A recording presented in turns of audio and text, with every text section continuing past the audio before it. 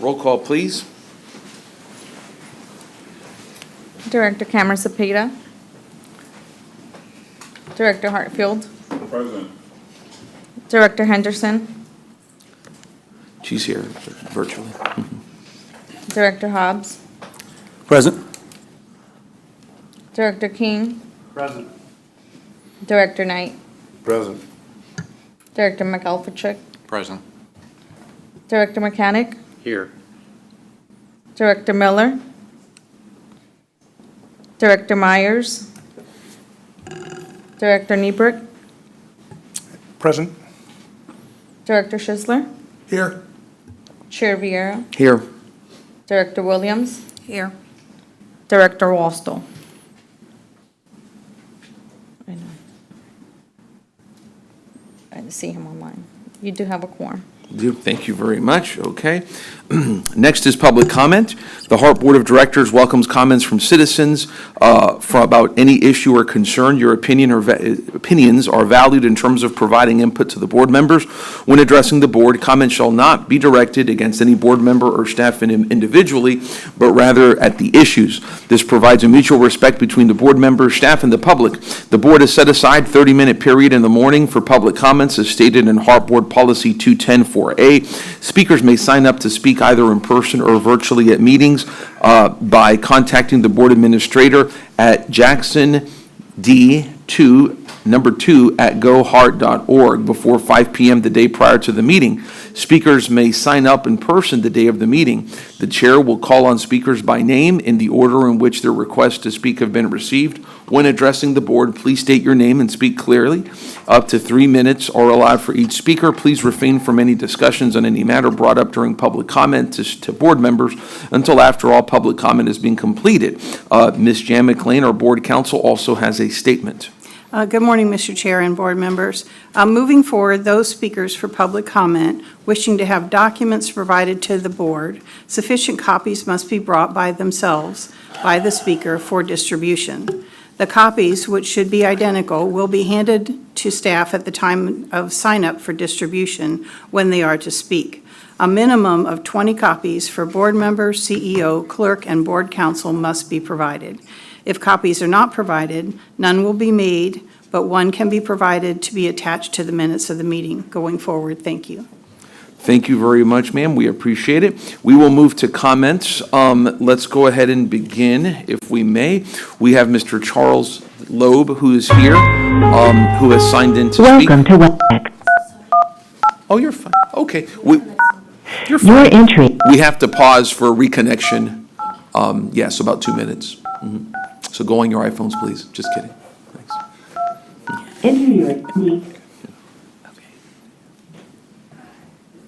You'll now be connected to the meeting. It's Florida license, right? We should be connected, Chair. Are you ready? Okay, great. Thank you. Okay, Mr. Loeb, go ahead, sir. Love that Temple Terrace shirt. That's where I grew up. My name is Charles Lowe, and I have a group of topics to talk to you about.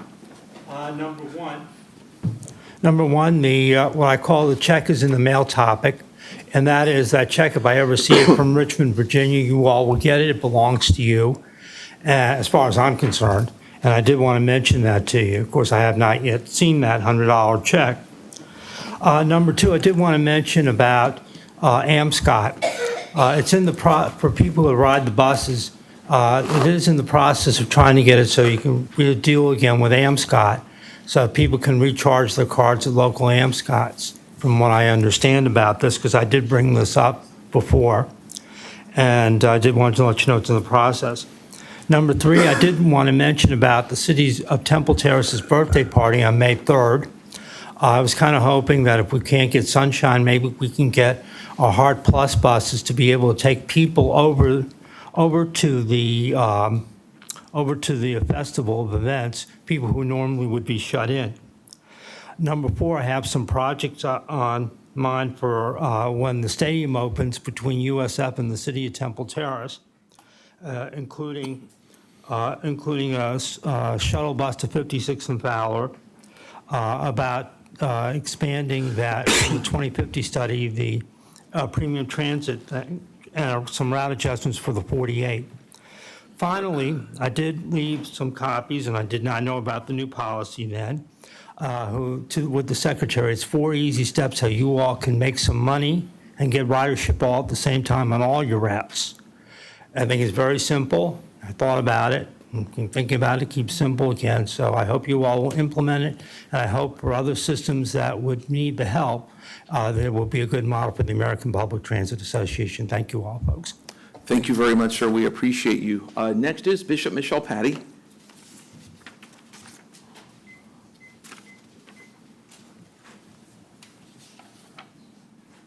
Good morning.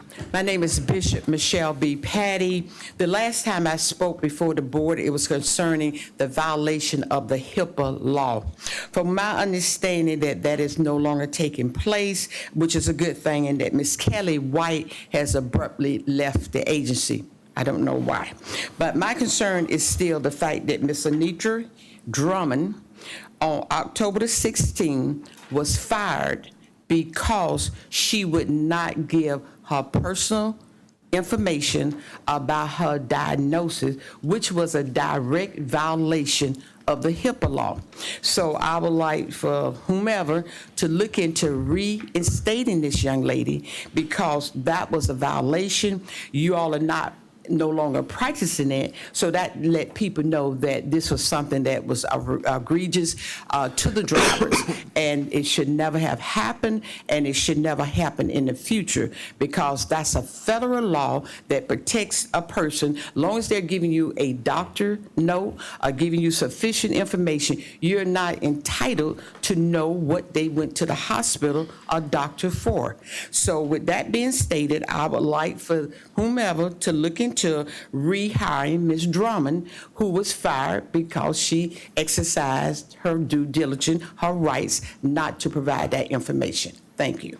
Thank you, ma'am. We appreciate you. Last person who has signed in today is Mr. John Green.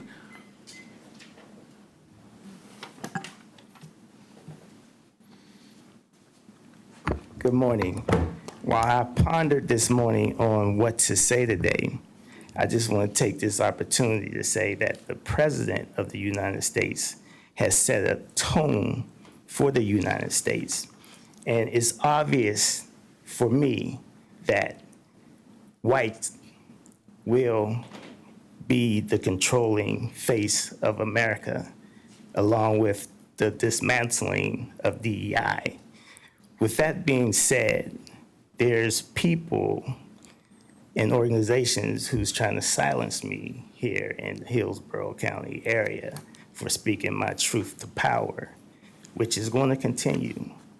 And as of recent, I tried to set up a meeting with the COO here at HART Board to not talk about the internal issues that's going on that I'm sure that the administration know of, but because I wanted to see how I can move forward. But being that I was declined that invitation from the COO, which is I thought was an open doors policy, and this is not the first time I've been turned down to speak on issues that's pertaining to HART.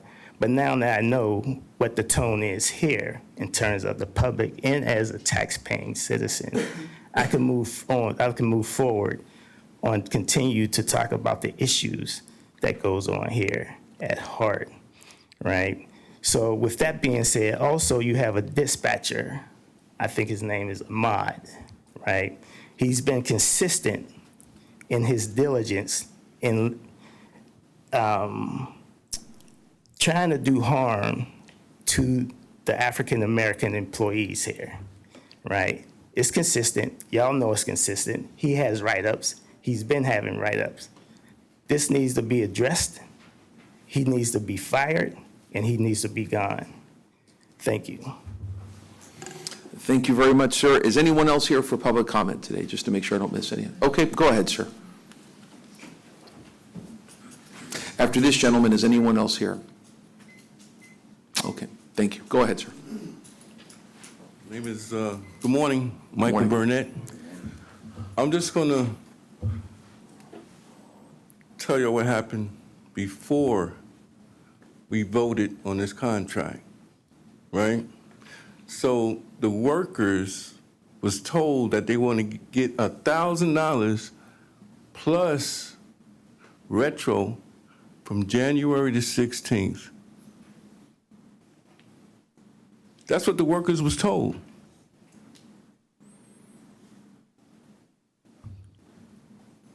So when they didn't get it, everybody's pointing the finger. We went to the union leadership as well as management to get an understanding. And everybody was, oh, you're going to get it. So the morale is low, okay? And I believe that's the only reason why the contract went through, because we were misled. The 500 or 600 employees at HART, ATU, was misled to get this contract through.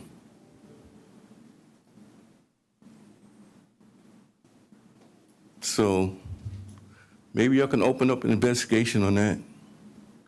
Why were the employees told that? And why would nobody step up and let them know that it was not true? Okay? Yeah, until after the contract went through. Everybody have a good day. Thank you, sir. Okay, that being apparently the last public comment, I know their board counsel, Ms. McLean, wishes to say something. Go ahead, ma'am. Yes, along the same vein, Janet, Mike, I'm sorry. Thank you. Members of the public, as you had indicated, have the right to speak on any relevant issue during the public comment process.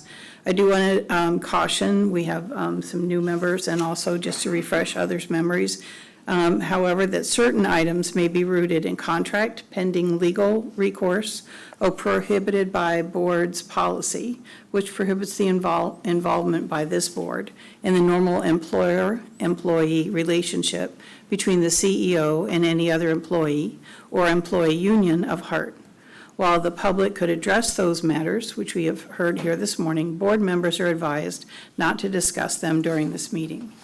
So I just wanted to keep that in mind moving forward on certain subject matters that are brought up in front of the board. Thank you, sir. Thank you, madam. Okay, if nothing further from the board, we'll continue onward with our agenda, and I'll come up here for this if I may.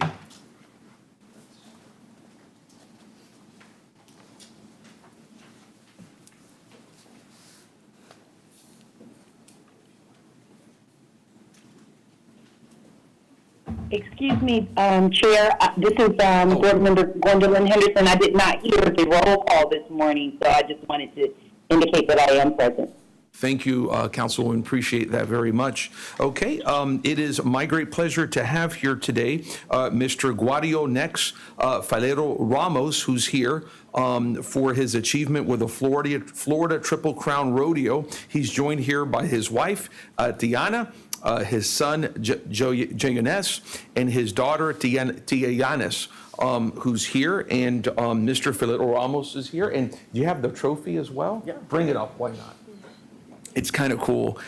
This is a really, really big deal. So Mr. Falero Ramos has been a dedicated participant in the Florida Triple Crown Rodeo for the last 5 years. For our HART employees, this is a really, really big deal and a really, really big honor, as I'll talk about. This year, he won first place in the overall combined score for the fixed route category, bus category, as well as first place in the fixed route bus pre-inspection. The competition includes a driving course, a written test, personnel inspection, and bus inspection.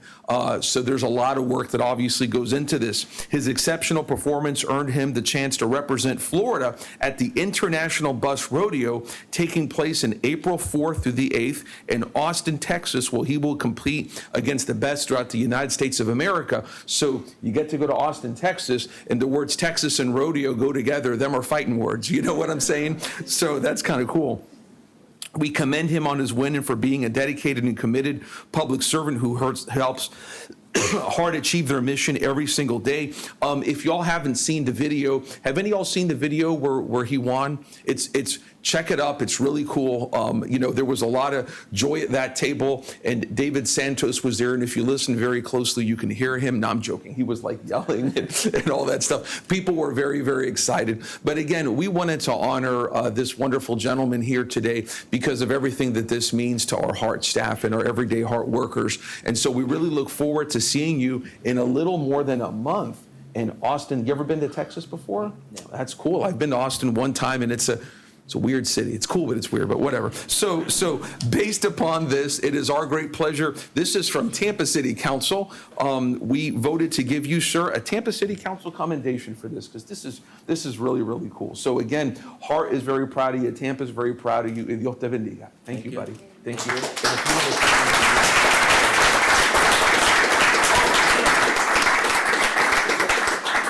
There was another one, right? If you don't mind, Mr. Drainville, I'm so sorry. Oh my God. There is another. Oh wow. Good morning, Operator Ramirez. So we are in honor of your dedication and your persistence every year you go out this. So we are so proud of you here at HART, and we want to offer you this token of our appreciation. So. Wow. Thank you.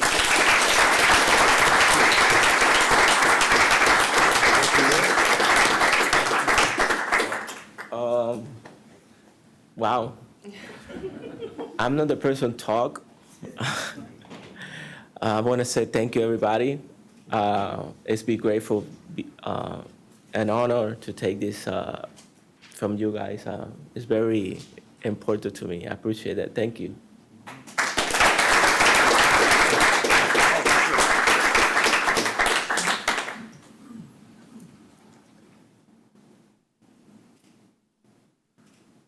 Thank you. And if any HART board member wishes to say anything. Ms. Williams. Thank you. I just want to say congratulations. And I think what was key in your recognition is that you yourself said that, it was important to you. So it definitely leads itself to be successful and work through that, because every day you must be conscious of what you're doing. I love that statement that you made. It was important. And congratulations to you. Thank you. Congratulations. Oh. Congratulations. Thank you. Appreciate that. Thank you guys very much.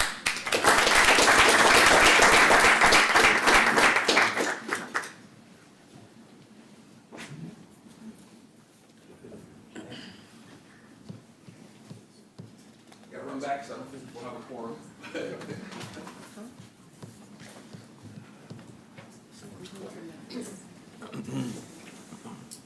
Okay, next agenda item is approval of the meeting minutes from the February 3rd, 2025 regular meeting of the board, which was included in the board packet. Is there a motion to approve the minutes? Move to approve. Okay, we have a motion by Board Member Hartfield, I believe seconded by Board Member Knight, I think first. Roll call, please. Director Hartfield, Yes. Director Henderson, Yes. Director Hobbs, Yes. Director King, Yes. Director Knight, Yes. Director McAlpatrick, Yes. Director Mechanic, Yes. Director Niebrick, Yes. Director Schisler, Yes. Chair Vieira, Yes. Director Williams, Yes. Director Wallstall. Yes. Motion passes unanimously. Thank you very much. And let the record reflect, by the way, that today we have to call the Pope to report a miracle because Commissioner Wosel is not wearing a blue jacket, but a red one. So, sorry, man, I had to say that. Let's see here. Next is the consent agenda item. The Finance and Audit Committee met on February 17th of 2025 and advanced items 5A to 5B to the full Board of Directors for approval. Are there any questions about the consent agenda items? Okay. Being none, including virtually that I see, may I have a motion to approve, please? Thank you. A motion by Board Member King, seconded by Board Member Hartfield. Roll call, please. Director Hartfield, Yes. Director Henderson, Yes. Director Hobbs, Yes. Director King, Yes. Director Knight, Yes. Director McAlpatrick, Director Mechanic, Yes. Director Niebrick, Yes. Director Schisler, Yes. Chair Viera, Yes. Director Williams, Yes. Director Wallstall.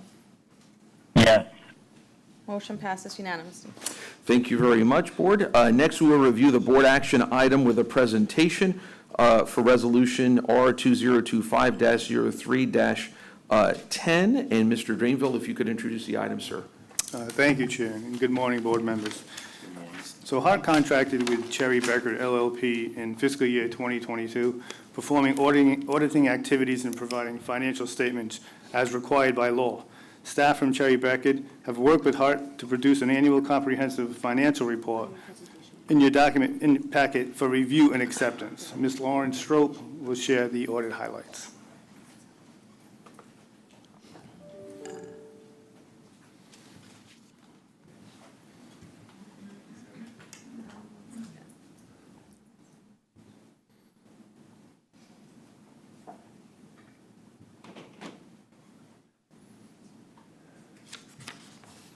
Thank you so much. Good morning, everyone. Thank you so much for having me here today. I was able to speak with the Finance Committee a couple weeks ago, and we kind of did a deep dive into this information, so I'll do more of a high-level presentation for you today. If at any time you want me to go into more detail, though, please just let me know. I promise you I'm a better auditor than I am a presenter, so just bear with me. All right, the results of the audit. We have completed our audit of your financial statements dated September 30th of 2024, and we are prepared to render our opinion dated today after your approval. We actually follow a variety of different standards when we complete your audit, and we are ready to render an unmodified opinion on your general auditing standards report. We have a comment on the government auditing standards report, and we'll get into that here in a second. I did want to mention that we did complete a federal and state single audit and had no comments related to that, and we'll get into that here in a second as well. And we plan to issue all of these reports dated today. So just some significant audit matters. We looked at the management override of controls and the risk of that and the risk of your revenue recognition, and here are some detailed items that we went through in order to test that. I did want to mention that this is not all we look at, and management can attest to this, but this is where we've spent a lot of our time as the audit team. I did mention that we did that federal single audit, and these are the federal programs. You had 2 that we audited this year. Every time we do a federal single audit, there are up to 12 different compliance requirements that can be applicable. For each one, we look at both the compliance that HART has with the compliance requirement and the internal controls over that compliance. These are the state projects that we did, and again, for your single audit, we had no findings as it relates to either compliance or internal control over that compliance. I did mention that we did a government auditing standards report, and what that does is requires us as auditors to look at your your internal controls of your financial reporting process. We don't actually opine on those internal controls, but if we become aware of anything as we complete our audit, we are required to let you know of that. And to that end, there are 2 types of internal control findings that you can have. One is the material weakness in internal controls, which is just a deficiency or a combination of deficiencies such that there's a reasonable possibility of a material misstatement. A significant deficiency is less severe than that, but still does merit your attention. We did not note any material weaknesses this year, and I did want to speak to that because the last couple of years there's been a material weakness noted. There was no material weakness noted this year. We did note a couple of items that we do consider to be significant deficiencies in internal control. So the first related to the preparation of the CFA and a new federal program that was included in a cluster that should have been separated, and that error could have led to it not receiving the audit that it should have had as a major program. The second relates to the review of some of the assumptions and the details that are sent over to the actuary who prepares your OPEB report. We noted that the actuary did not use all of the information that was sent, and so they had to redo that estimate and resend that to management. The classification of restricted cash and net position. The GASB defines restricted cash as that being restricted by a third party, so any type of board restriction would be an unrestricted net position. This was just corrected on the 2024 ACFR. And then finally, some capital assets that were about 3.9 million with remaining book value of about 207K were disposed of in 2002 and 2003, but were not recognized in the books until 2024. I did want to mention that after all of these findings and entries were made, your ending net position or your ending equity is fairly stated as of September 30th of 2024. These are the corrected misstatements that we had. Corrected misstatement is just after management provides us with the trial balance, if we as the auditor have to say these are entries that need to be made in order to bring this in alignment with GAAP or generally accepted accounting principles, that would be a corrected misstatement. I'm going to kind of skip over these because we just discussed all of them and kind of as they related to the findings over an internal control.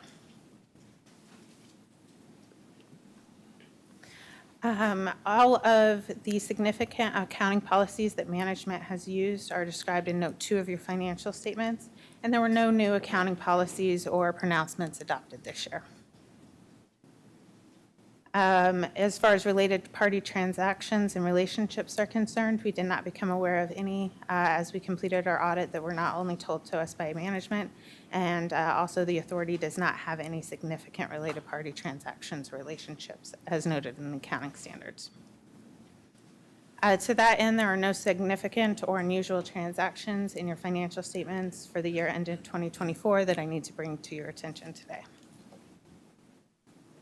The financial statements are not all just hard numbers. Inherently, there's not a lot of management estimate and judgment that goes into it, and that's just to comply and to produce generally accepted accounting principles financial statements. These are some of the significant ones that we as auditors looked into and made sure we're fair in relation to the financials as a whole. We do consider the financial statements disclosures to be neutral, consistent, and clear. As your independent auditor, we are completely independent of the authority, both in fact and in appearance. We're not aware of any sort of relationship or circumstance that would hinder that. We do perform a couple of non-attest services for you.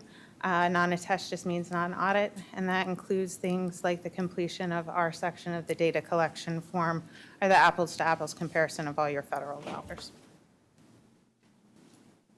Just some other required communications. We're pleased to report that we didn't have any difficulties encountered.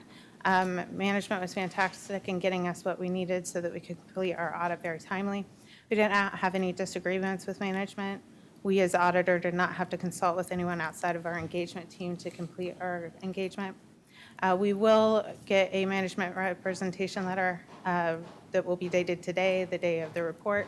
And that just says that everything that management gave us or told us was true to the best of their knowledge and belief. We are not aware of management consulting with others as it relates to any sort of accounting treatment. There are no other findings or issues that I need to discuss with you.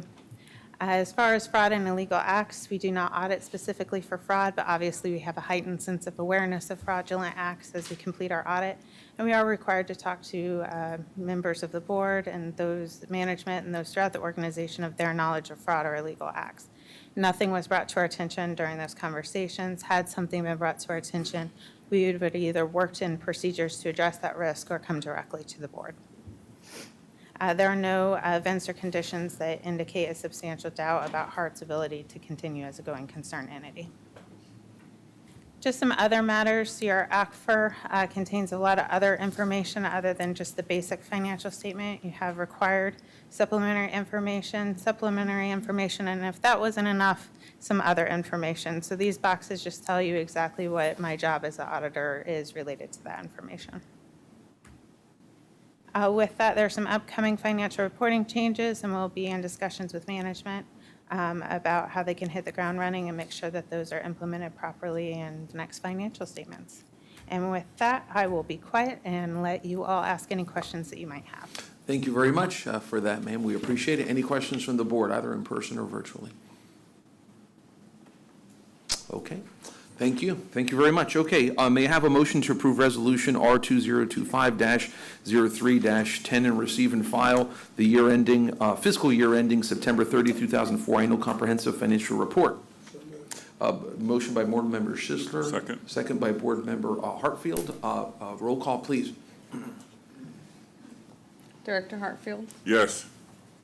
Director Henderson, Yes. Director Hobbs, Yes. Director King, Yes. Director Knight, Yes. Director McAlpatrick, Yes. Director Mechanic, Yes. Director Niebuhr, Yes. Director Schisler, Yes. Chair Viera, Yes. Director Williams, Yes. Director Wallstall. Yes. Motion passes unanimously. Mr. Chairman? Oh, yes, sir. Go ahead, sir. I apologize, but I voted on the consent agenda, and I should have abstained on item 5B. Okay. It sort of moved by a little too quickly for Yeah. me. No worries. But I'd like the record to reflect that I'm abstaining because my law firm represents the Friends of Ybor, which is a party to the agreement. Yes, And sir. if Ms. McLean could prepare the conflict form, I'd appreciate it. Thank you. Thank you, sir. So, Ms. McLean, by virtue of Board Member Mechanic saying that, is he good to go for purposes of abstaining? Yes, because we had a unanimous vote, so. Good. Okay, great. Thank you, ma'am. Thank you for that. That happened to me once, twice before as well. Moving on to the final action, will be a presentation by Kathy Zikafus, Director of Procurement and Contracts, and the solicitation for legislative support services contract. This presentation was previously presented at the February 17th Strategic Planning and External Relations Committee. Ms. Zikafus, you are recognized to present, ma'am.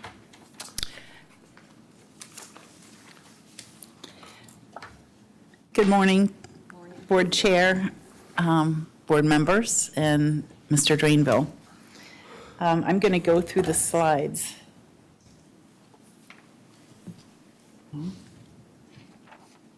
Daniel, how do I move the slides?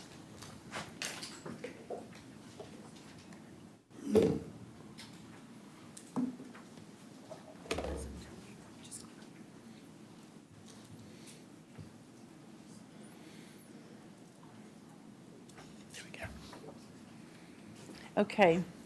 The first slide, HART awarded a contract for federal, state, and regional legislative consulting and government relations services on October 6, 2020 to Holland and Knight.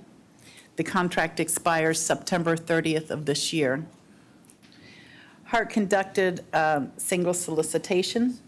The solicitation permitted firms to submit proposals for either one of the following categories: federal, state, and regional, or the full scope of services. For the firms that proposed a full state of services, they were given an additional 15 points were added to their overall technical score.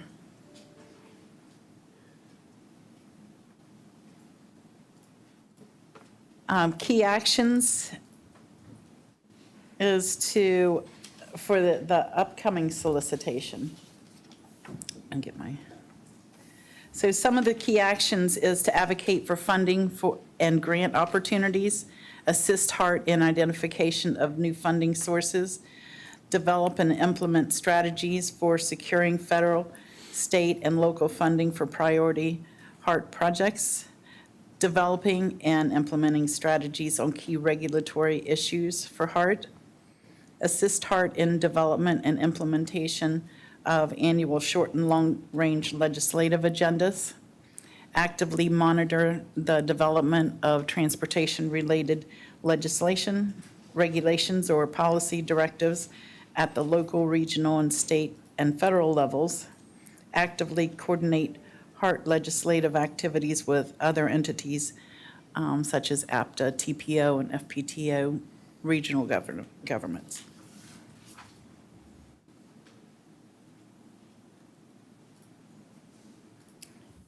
Some of the key deliverables in the upcoming solicitation is written status reports on pending legislation, budgetary issues, administrative policies, or other regional, state, and federal issues of interest to HART. Weekly briefings with HART designated staff, a weekly written summary report detailing legislative action taken while the legislature is in session. Weekly status reports on the status of HART legislative priorities. And when there's a congressional legislative agenda which may or will impact HART, the consultant will immediately notify HART's designated staff member. And schedule and plan regular meetings with state and federal delegates, the governor's office, state and federal senate, and House offices, state and federal agencies, committees that can impact the outcome of any and all agency requests, and to advocate HART's legislative incentives. Some of the key performance measures are overall effectiveness of the contractor, communicating HART's agenda, priorities, and policy positions and funding matters before selected and/or appointed officials, regulatory agencies, stakeholders, and citizens.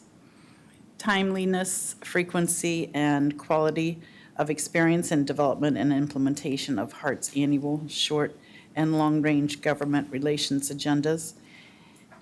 Annual legislative and executive branch strategies and recommendation on legislative regulations or policies with potential impact on HART or its operations.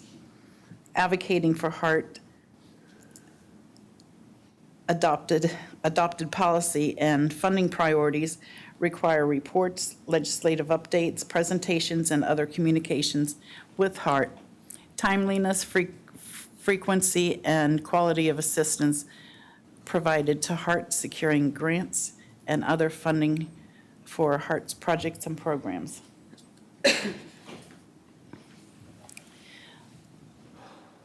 The next slide is the procurement, outlines of procurement decisions in line with the current procurement policy, section 3-207-02, which states that the Board of Directors appoints an ad hoc committee to oversee the selection process.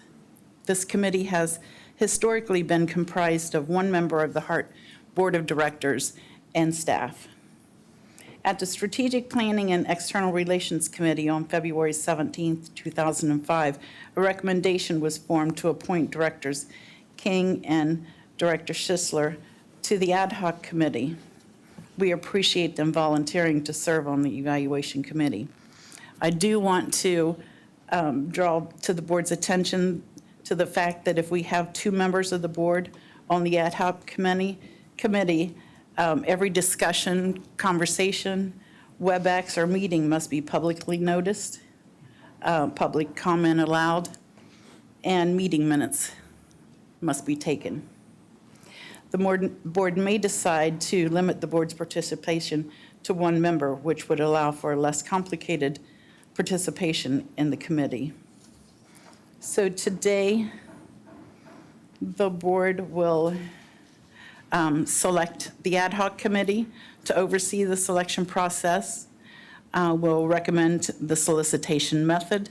The solicitation method has historically been a formal solicitation method, meaning to publicly notice the opportunity to promote competition, or an informal method whereby the ad hoc committee identifies at least 3 firms known to be qualified to provide the required service and requests an informal proposal from each firm. Both methods are then evaluated and ranked in the same manner.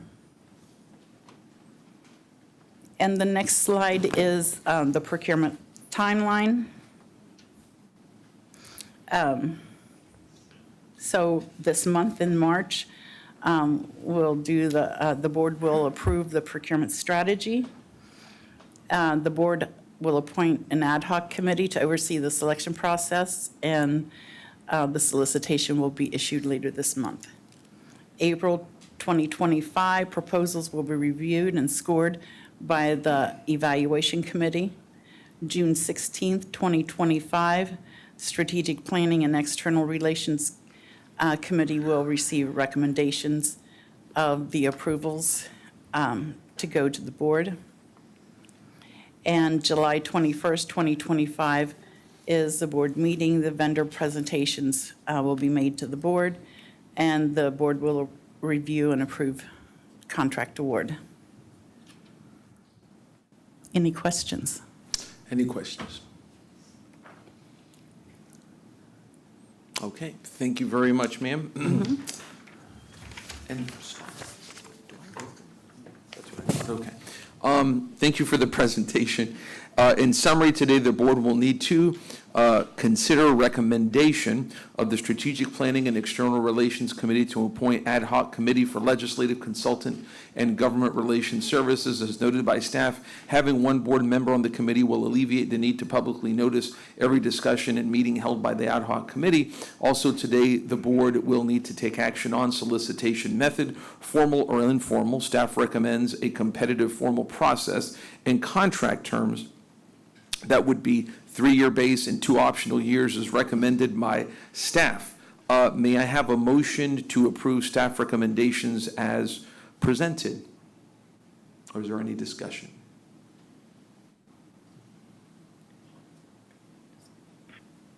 So moved. Second. Motion by Board Member Schisler, seconded, I believe, by Board Member King. Yes, sir. Roll call unless there's any discussion. Director Hartfield, Yes. Director Henderson, Yes. Director Hobbs, Yes. Director King, Yes. Director Knight, Yes. Director McGoldrick, Director Mechanic, Yes. Director Niebrick, Yes. Director Schisler, Yes. Chair Viera, Yes. Director Williams, Yes. Director Wallstow.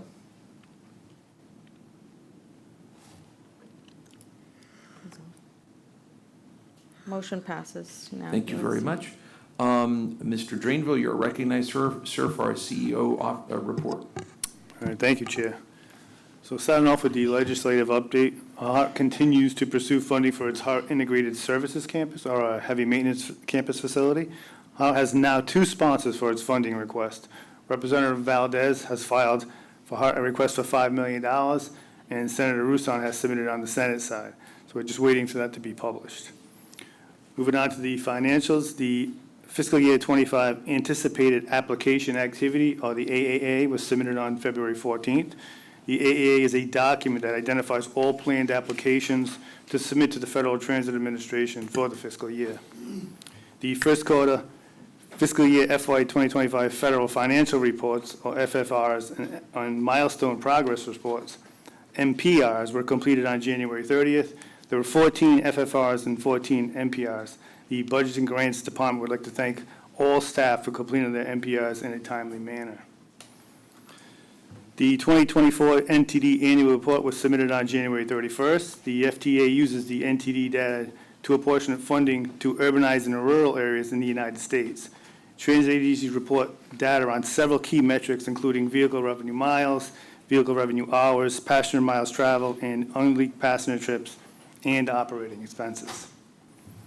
The 5310 grant applications were submitted on January 30th.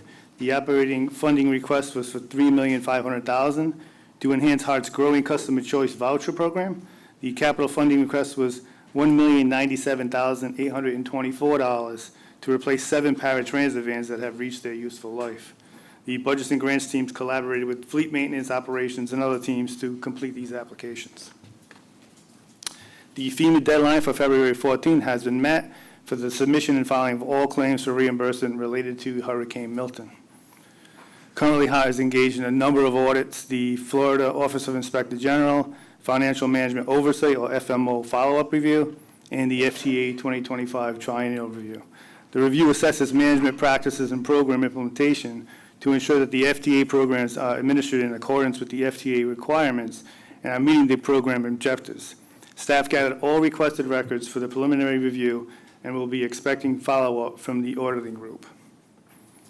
Moving on to procurement, HART's Human Resources Department made an unauthorized procurement to Robert Half to employ a temporary staff position to develop a template and build a project tracker sheet for tracking HART projects emanating from the project management office. The Human Resources team authorized Robert Half to provide the temporary staff position without an approved purchase order. So this unauthorized procurement has been ratified by myself, the Chief Executive Officer, and is reported to the Board of Directors in accordance with the HART Procurement Manual, Section 2-203. So beginning Monday, March 1st, the HART UPass program at the University of South Florida will be transitioning to Flamingo Fairs. This transition period will run from March 1st to March 17th, after which USF student, faculty, and staff IDs will no longer be accepted for the UPass verification. Overall, we see an increase in Flamingo Fairs. In January, we recorded 312,000 rides, an increase of 100,000 rides compared to December of 2024. January finished the month strong, trending to a 34% adoption rate. HART recently transitioned to the Transit app for customers facing real-time travel information. The agency previously developed One Bus Away TAMPA, the agency's long-time real-time information application. The upgrade provides expanded route maps, full departure schedules, real-time vehicle tracking, and step-by-step trip guidance, all at no cost. Starting immediately, HART riders using the Transit app will receive a notification unlocking premium features, including full HART route maps and schedules, expanded real-time departure information, the Go feature for trip guidance and customization, personalized themes and favorite place markers. Riders can also switch the app's theme to match HART's branding for a localized ad-free experience. This initiative is part of HART's ongoing commitment to enhance GPS tracking, expanded digital tools, and improving service accessibility. On the Route 1 Fare-Free pilot program continues to be very productive. The partial data reported through February 26, ridership is projected to increase, growing by 9% compared from last month, an increase of 21% in February of 25 compared to February of 24. Additionally, total ridership on Route 1 has grown by 16%, and the on-time performance has improved by 6.2% compared to this time last year. Informational sessions for employees. The maintenance employees are invited to attend the informational sessions.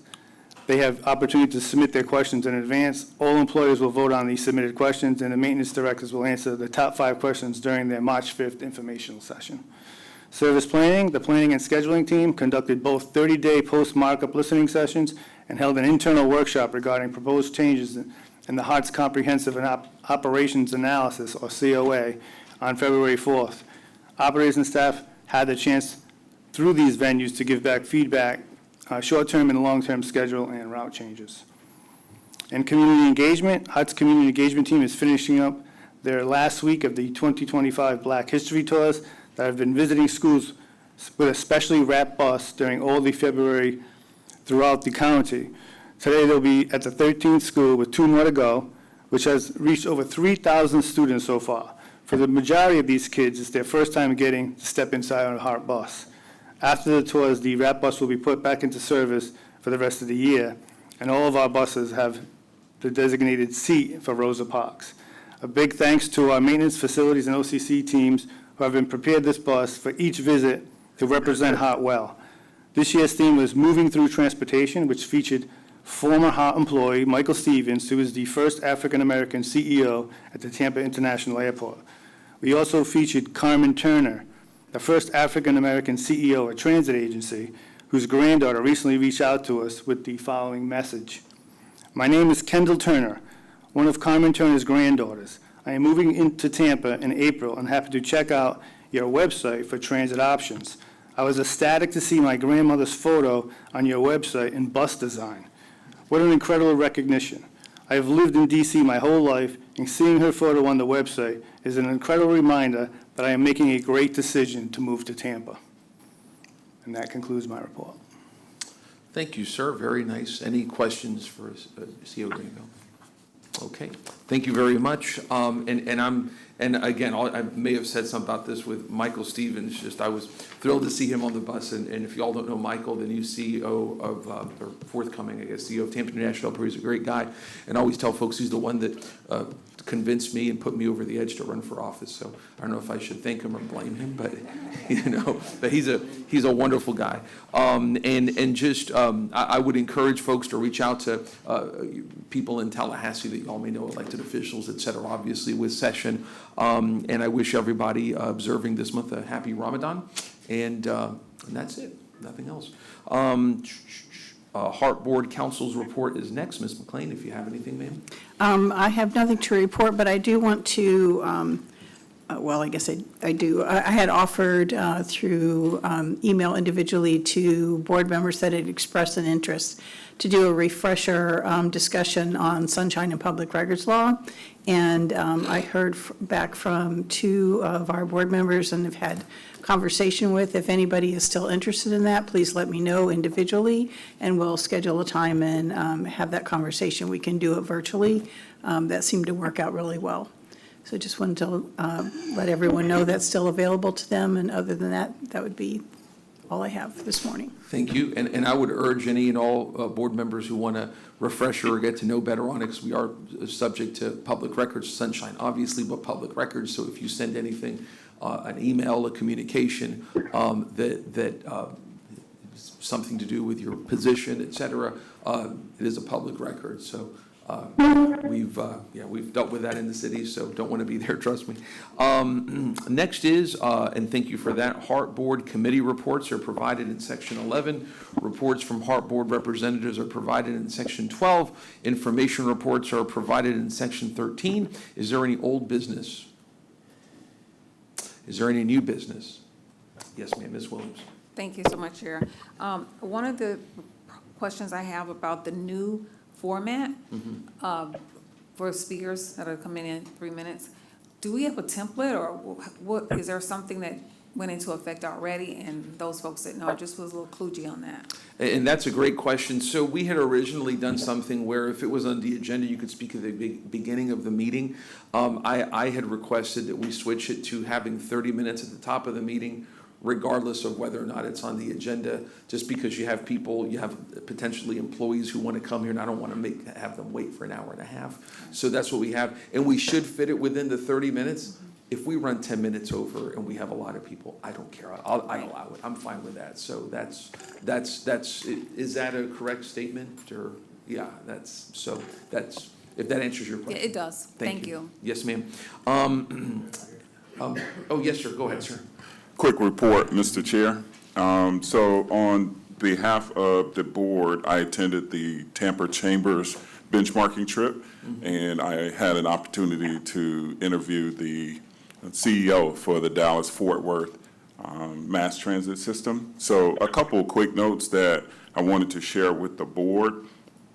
They have what's called the Dallas Citizens Council, and I'll follow up this conversation with the chair and the CEO, but the Dallas Citizens Council is comprised of the area CEOs and top business leaders who provide guidance on the policy issues that will move Dallas forward and serve in the moments that matter the most for the city. The officers and board of directors dedicate their time and expertise to act on behalf and at the behest of their fellow members by serving as the organization's governing body. So with the Citizens Council, those CEOs, those business leaders, those influential members of the community, they work together with the chamber, with the mass transit system and other operational or governing bodies to help move legislative agendas. So I would think that may be a great idea, maybe as a citizens advisory council or an advisory council for the CEO to champion and bring those leaders closer to HART and work on initiatives in Tallahassee and in Washington, D.C. As it relates to funding and just moving the idea of mass transit into the community and further propel it as a viable system for our communities. So that was one of the thoughts that I wanted to share. The next one was thank you to Ms. Howdow and Mr. Drainsville for formulating the questions. So normally, as you're doing a panel discussion, the operating entity or the facilitating entity will draw up the questions for you. Ms. Howdow and Mr. Scott, Mr. Drainville developed the questions, and they did not change any of the questions. We went exactly with the script that Ms. Howdow and Mr. Drainville provided. Another thought was, in lieu of driving growth and development in downtown Tampa, the thought was to be intentional about disbursement throughout the county as we look at growth and development as headquarters, as we talk about a medical research district, as we talk about development and growth here, not only in Tampa, but for Hillsborough County, to think about intentional disbursement in the various sectors, the west, the north, the south, and of course downtown. How do we make that happen? How do we be intentional about not just trying to develop downtown Tampa? And why? So the idea is to disperse traffic. So in lieu of having 1.5 million people trying to get into downtown Tampa, if we disperse that traffic throughout the county, then our ability to manage traffic becomes a lot greater.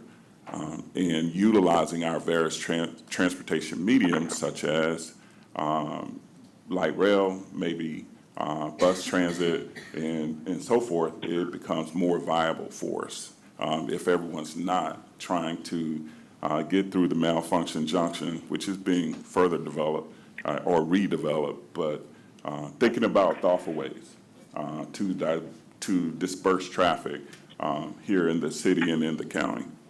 And the last thought that came out of that was Mr. Drainsville and his team is doing a tremendous job here helping us right the ship at HART. Know that for the Dallas-Fort Worth system, they have a budget of approximately $2 billion. That includes both the bus system as well as light rail. So if you juxtapose that with the city of Tampa, with all of our employees here in the city of Tampa and the budget for the city of Tampa. Now you're talking about only the Dallas-Fort Worth mass transit system, $2 billion. The city of Tampa's budget is approximately $2 billion. So when you talk about scale, when you talk about mass, that is significantly important when you start to compare those two. So those were two of the prevailing thoughts that I wanted to share kind of as a report back to the board. And then finally, I attended the Gulf Coast Safe Streets Summit that was facilitated by TPO, and that was February 13th. Two of the prevailing thoughts that kind of rose to the top there was make sure that we're listening as constituents and community members as we're having conversations, to make sure that we're listening. We may have great ideas that are based on our expertise, that are based on our maybe formal education or maybe what we've heard in Dallas or Washington, D.C., but to make sure that we're listening to our community members here that are local in Tampa, in Hillsborough County, and the surrounding Tampa Bay area. And then the other one, as it relates to public safety, was given the increased cost of living and the increased cost of affordable housing and affordable living, not only here in the Bay Area, but throughout the United States, but definitely here in Hillsborough and Tampa, to make sure that social capital becomes an integral part of the conversation, that if individuals buy into where they are living, if they have a vested interest in where they are living, then public safety becomes an issue that they are also bought into, because now they want to protect their home. They want to protect their streets. They want to protect their children. So as we think about the grand scheme of things as it relates to how do we grow our communities, how do we make sure that they're safe, social capital becomes an integral part of that. And not only that, but making sure that every individual and every family has access to affordable housing and giving them ways to invest themselves into that to help facilitate public safety. Those are my thoughts, Mr. Chair. I wanted to share those with the board. Thank you, sir. We appreciate that. Any thoughts to build on that? Okay. Thank you, Director Hartfield. We appreciate that, sir. Okay. There being no further new business, this concludes all business for today. The meeting is adjourned, and have a great Monday. Thank you, everybody. Thank you. I'll check that.